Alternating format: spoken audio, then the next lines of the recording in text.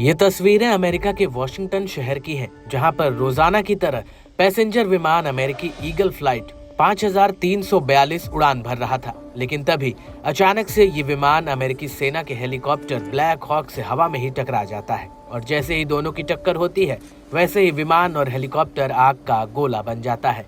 इस टक्कर में बहुत बड़ा धमाका भी होता है और जलता हुआ विमान और हेलीकॉप्टर पोटोमेक नदी में जाकर गिर जाता है। इस हादसे में दोनों ही विमान में सवार कुल 64 लोगों की मौत हो जाती है। सबसे बड़ी बात यह है कि पिछले 16 सालों में ये अमेरिका में सबसे बड़ा विमान हादसा है। लेकिन बड़ा सवाल ये है कि आखिरकार इतने पुख्ता इंतजामों के बाद यह हादसा कैसे हो गया। इस हादसे को लेकर कुछ एक्सपर्ट्स ये कह रहे हैं कि दुर्घटना में मानवीय और तकनीकी भूल बड़े कारण हो सकते हैं। एविएशन एक्सपर्ट्स का कहना है कि सुरक्षा में तैनात ऑटोमेटेड सिस्टम को विमान के पायलट को चेतावनी देनी चाहिए थी कि एक अन्य एयरक्राफ्ट उसके करीब है। इसके बाद पायलट एयर ट्रैफिक कंट्रोल से संपर्क स्थापित करता है। इसके अलावा ऐसा कोई दृश्य बाधा पायलट के सामने आ गई हो जिसकी वजह से वो दूसरे विमान को नहीं देख पाया। कुछ एक्सपर्ट्स का ये भी कहना है कि जेट्स में एक सेफ्टी सिस्टम लगा होता है जिसे ट्रैफिक अलर्ट और कोलिजन अवॉइडेंस सिस्टम कहा जाता है। ये पायलट को मौखिक रूप से टकराने और अन्य एयरक्राफ्ट के बारे में चेतावनी देता है।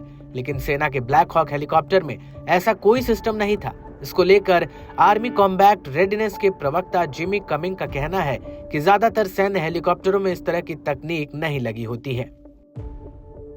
हालांकि कमिंग का कहना है कि इस अलर्ट सिस्टम यानी TCAS की अपनी सीमाएं हैं। एक ये है कि सिस्टम विमान के उतरते ही अलर्ट की संख्या कम कर देता है ताकि जमीन पर मौजूद दूसरे विमानों से गलत अलार्म न बजने पाए। विमान ट्रैकिंग वेबसाइट फ्लाइट अवेयर के मुताबिक अमेरिकन ईगल की आखिरी दर्ज की गई ऊंचाई 375 फीट थी। वहीं उसको लेकर जॉन हॉलवर्जन, जो एक अनुभवी पायलट हैं, उन्होंने NBC न्यूज से कहा कि फ्लाइट अवेयर डेटा एक किताब की तरह दिखाता है कि पायलट विमान को उतारते वक्त रनवे और अपने उपकरणों पर ध्यान दे रहा था। वो स्लॉट में थे, उन्हें जहां जाना चाहिए था वो वहां थे और एयरक्राफ्ट और एयर ट्रैफिक कंट्रोल के बीच उनका संपर्क भी था। वहीं ट्रांसपोर्टेशन सेक्रेटरी सीन डफी का कहना है कि पैसेंजर और हेलीकॉप्टर दोनों में ही अनुभवी पायलट थे और टक्कर के वक्त उनका अपने एयर ट्रैफिक कंट्रोल टावर के साथ सामान्य संपर्क था और यहीं पर ऐसा लगता है कि इनके बीच कुछ हुआ होगा। वहीं अमेरिकन FAA सेफ्टी की हादसे पर एक रिपोर्ट भी आई है जिसमें कहा गया है कि क्रैश के वक्त एक एयर ट्रैफिक टावर में मौजूद एक कंट्रोल हेलीकॉप्टर और विमान दोनों के संपर्क में था। लेकिन आमतौर पर टावर में जो कंट्रोल चॉपर से संपर्क करता है वो अलग कंट्रोलर होता है। वो विशेषकर चॉपर के ही संपर्क में रहता है और FAA की गाइडलाइंस दोनों पदों को एक साथ करने की परमिशन भी देती हैं।